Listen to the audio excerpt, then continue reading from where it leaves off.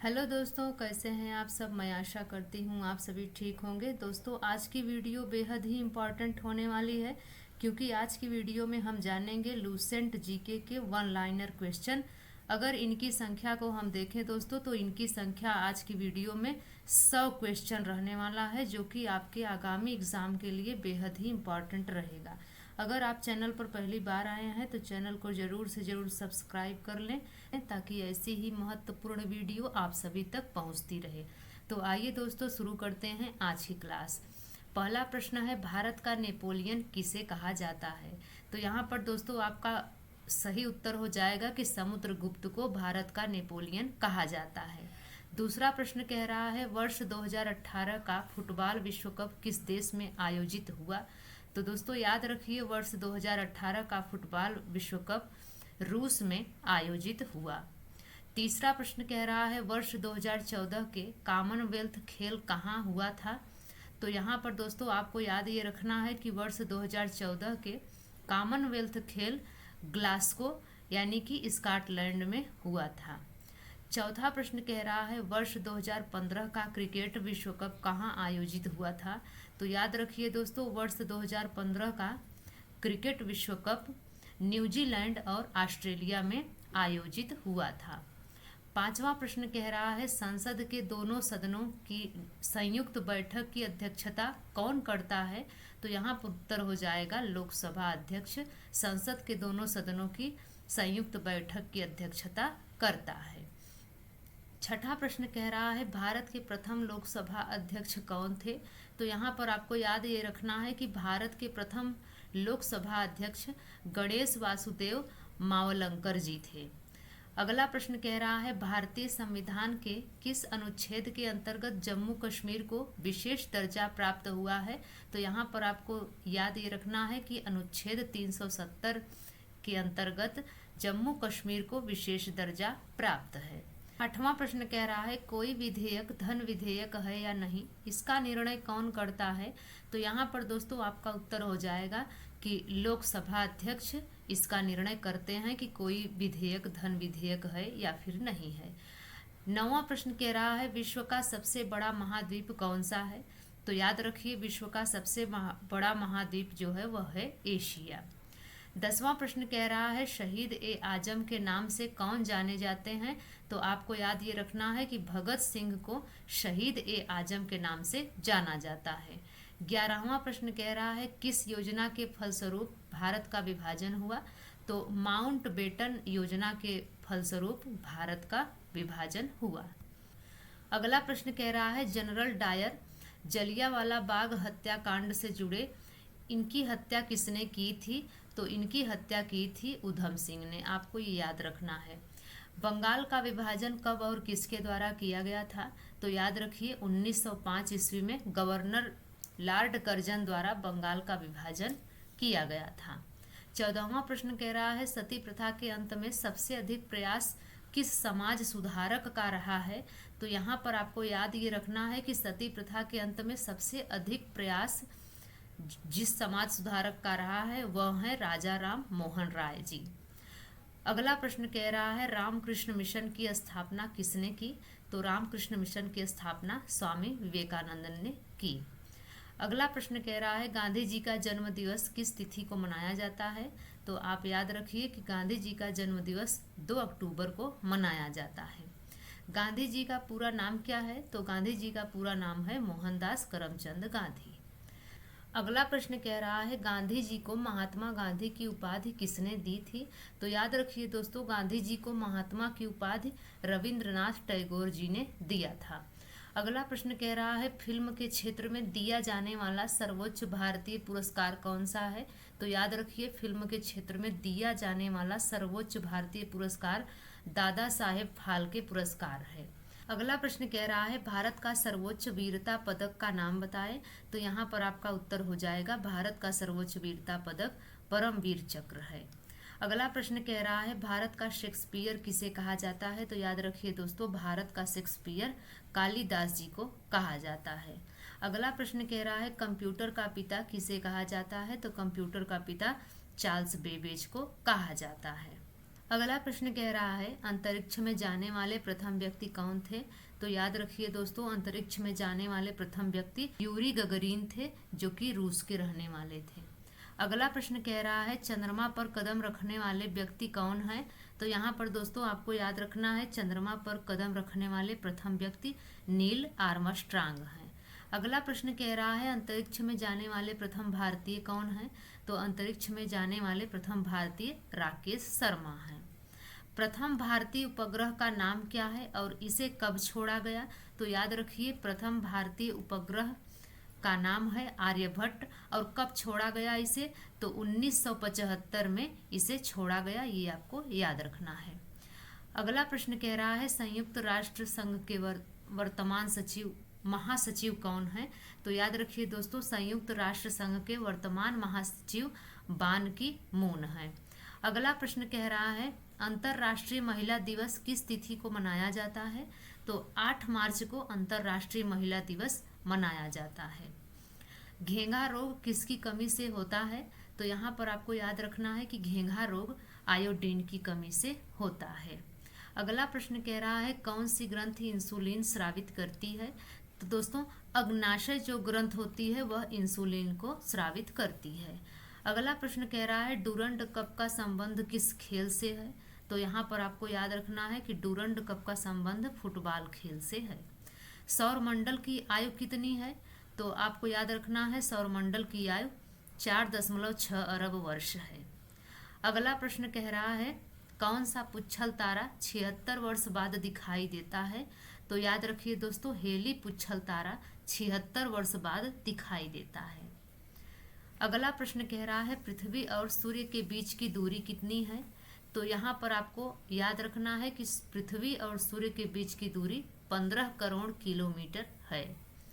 पृथ्वी पर उत्तरी गोलार्ध में सबसे बड़ा दिन कब होता है। तो पृथ्वी पर उत्तरी गोलार्ध में सबसे बड़ा दिन 21 जून को होता है। अगला प्रश्न कह रहा है महात्मा बुद्ध ने अपना पहला उपदेश कहाँ दिया था। तो महात्मा बुद्ध ने अपना पहला उपदेश सारनाथ में दिया था। साइमन कमीशन के बहिष्कार के दौरान लाठीचार्ज से किस नेता की मृत्यु हो गई थी।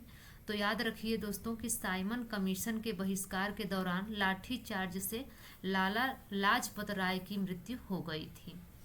अगला प्रश्न कह रहा है क्षेत्रफल के अनुसार विश्व का सबसे छोटा देश कौन सा है। क्षेत्रफल के अनुसार विश्व का सबसे छोटा देश वेटिकन सिटी है। स्वेज नहर किन 2 सागरों को जोड़ती है। तो स्वेज नहर भूमध्य सागर और लाल सागर को जोड़ती है। पनामा नहर किन 2 महासागरों को जोड़ती है। तो याद रखिए पनामा नहर प्रशांत महासागर और उत्तरी अटलांटिक महासागर, इन 2 महासागरों को जोड़ती है। अगला प्रश्न कह रहा है पीतल किन 2 धातुओं का मिश्रण है। तो याद रखिए पीतल तांबा और जस्ता धातुओं का मिश्रण है। कैल्सीफेरॉल किस विटामिन का रासायनिक नाम है। तो यहाँ पर आपका सही जो उत्तर हो जाएगा वो हो जाएगा कैल्सीफेरॉल विटामिन डी का रासायनिक नाम है। अगला प्रश्न कह रहा है लाल रक्त कणिकाओं का निर्माण हमारे शरीर के किस भाग में होता है। तो आपको याद रखना है लाल रक्त कणिकाओं का निर्माण हमारे शरीर में अस्थि मज्जा में होता है। राष्ट्रीय विज्ञान दिवस कब मनाया जाता है। तो आपको याद रखना है राष्ट्रीय विज्ञान दिवस 28 फरवरी को मनाया जाता है। अगला प्रश्न कह रहा है ब्लड प्रेशर मापने के लिए किस यंत्र का प्रयोग किया जाता है। तो यहाँ पर आपको याद रखना है कि स्फिग्मोमैनोमीटर का प्रयोग ब्लड प्रेशर मापने के लिए किया जाता है। कंप्यूटर की परमानेंट मेमोरी क्या कहलाती है। तो याद रखिए, तो यहाँ पर आपका उत्तर हो जाएगा कि कंप्यूटर की परमानेंट मेमोरी रोम कहलाती है। रोम का फुल फॉर्म होता है रीड ओनली मेमोरी। किस अधिवेशन में कांग्रेस उदारवादी और उग्रवादी नामक 2 दलों में विभाजित हो गई थी। तो आपको याद रखना है सूरत अधिवेशन में 1907 में कांग्रेस उदारवादी और उग्रवादी नामक 2 दलों में विभाजित हो गई थी। तंजौर का बृहदेश्वर मंदिर किसने बनवाया था। तो याद रखिए तंजौर का बृहदेश्वर मंदिर राजराजा प्रथम चोल ने बनवाया था। मुगल सम्राट अकबर का जन्म कहाँ हुआ था। तो याद रखिए मुगल सम्राट अकबर का जन्म अमरकोट के दुर्ग में हुआ था। अगला प्रश्न कह रहा है वर्ष 2014 का फुटबॉल विश्व कप किस देश में आयोजित हुआ? तो वर्ष 2014 का फुटबॉल विश्व कप ब्राजील देश में आयोजित हुआ। बिहू किस राज्य का प्रसिद्ध त्योहार है? तो याद रखिए दोस्तों, बिहू असम राज्य का प्रसिद्ध त्योहार है। कौन सा विटामिन आंवले में प्रचुर मात्रा में मिलता है? तो यहाँ पर आपको याद रखना है कि विटामिन सी आंवले में प्रचुर मात्रा में मिलता है। वास्को डिगामा कहाँ का रहने वाला था? तो याद रखिए वास्को डिगामा पुर्तगाल का रहने वाला था। हवा महल कहाँ स्थित है? हवा महल जयपुर में स्थित है। सिख धर्म का संस्थापक किस सिख गुरु को माना जाता है? तो याद रखना है आपको कि सिख धर्म का संस्थापक गुरु नानक जी को माना जाता है। सिखों का प्रमुख त्योहार कौन सा है? तो याद रखिए सिखों का प्रमुख त्योहार बैसाखी है। भारत का प्रथम गवर्नर जनरल कौन था? तो याद रखिए भारत का प्रथम गवर्नर जनरल विलियम बेंटिक था। कागज का आविष्कार किस देश में हुआ? तो कागज का आविष्कार चीन में हुआ। गौतम बुद्ध के बचपन का क्या नाम था?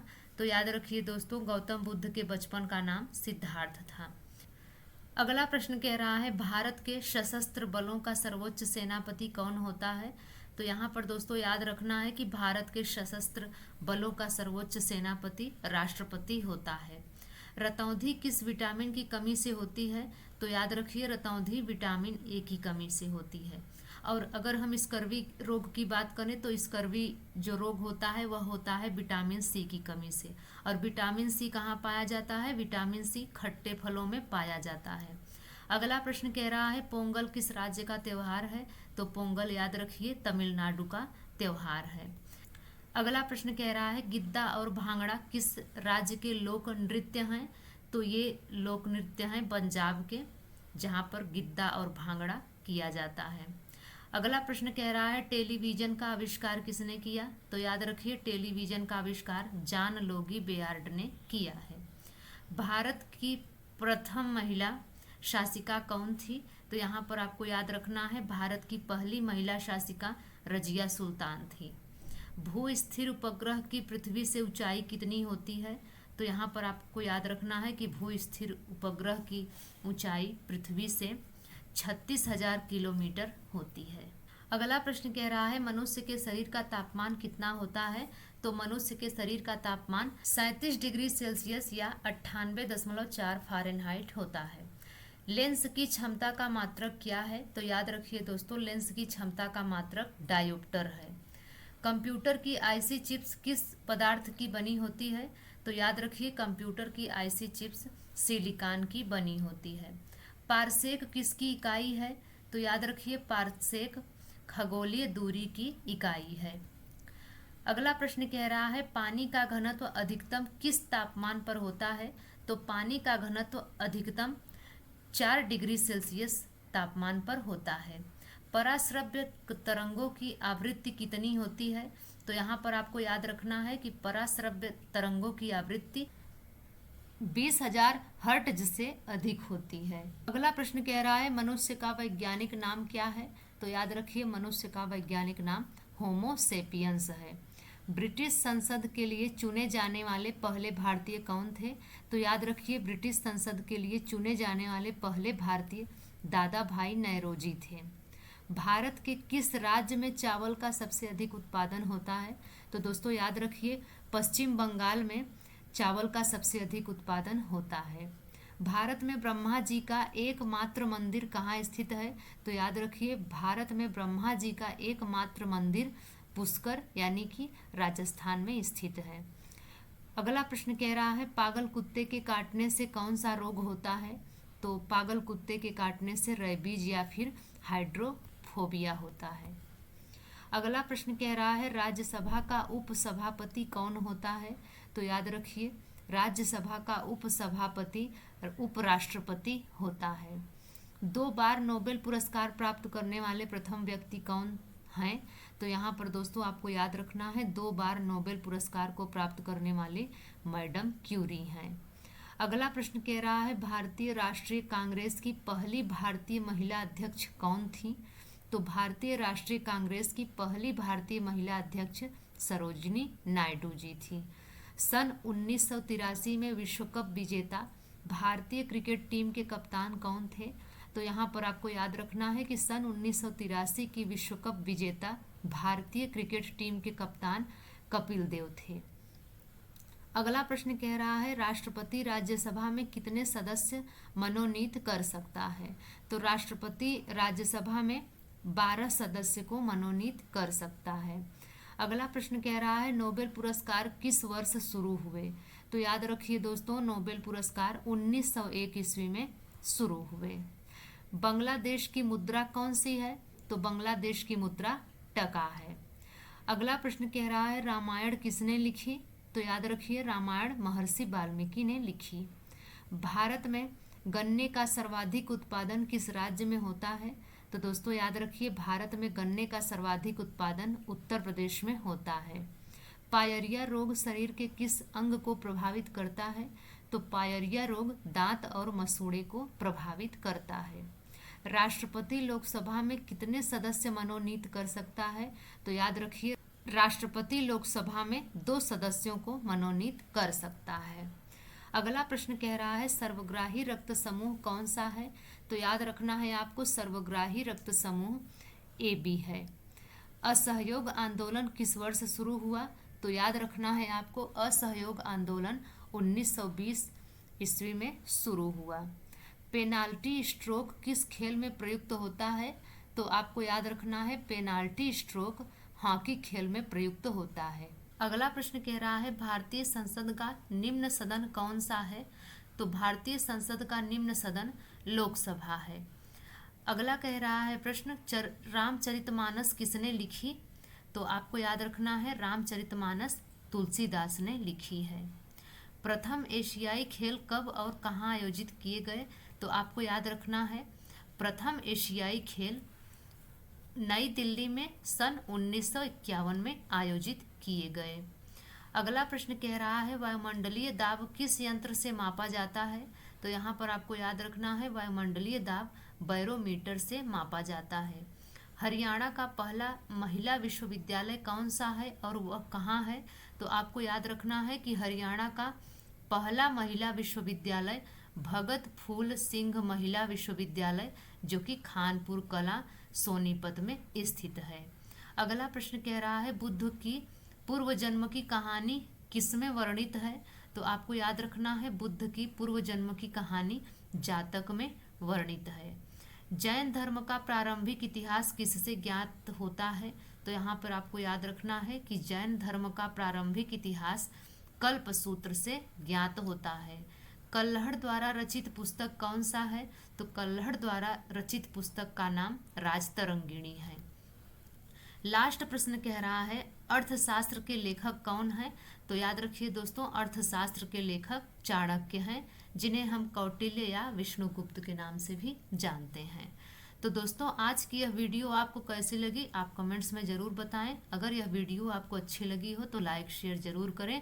तो मिलते हैं किसी और धमाकेदार वीडियो के साथ, तब तक के लिए नमस्कार।